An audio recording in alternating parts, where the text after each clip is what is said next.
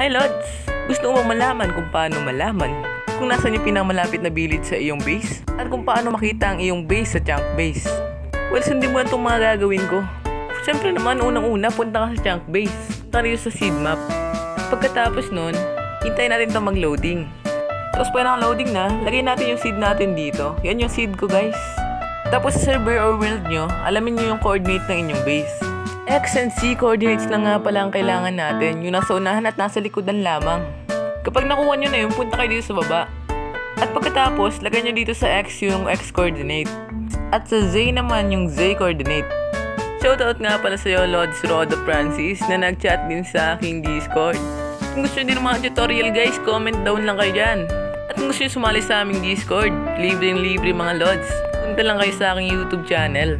Actually guys, hindi yan yung coordinates ko, random coordinate lang yan. Pero pag nilagay nyo na yung coordinate, pindot nyo lang yung go. Tapos may makikita kayong red dot na mag-a-appear dito sa inyong screen.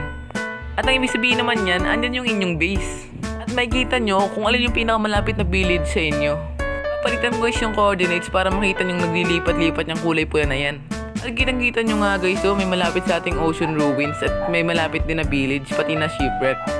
At para malaman nga pala yung coordinates na hinahanap nyo, pinutin nyo lang yung icon nito guys. Kagaya nga nitong village.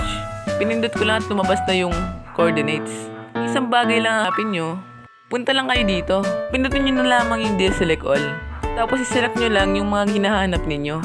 At isama nyo na din yung biome. Upang malaman nyo kung nasa lupa ba yung hinap nyo o nasa dagat. Yun ko yung link ng chunk base nyo sa comment section. Check nyo na lang. That's all for today guys. Subscribe to my YouTube channel and also don't forget to follow for more.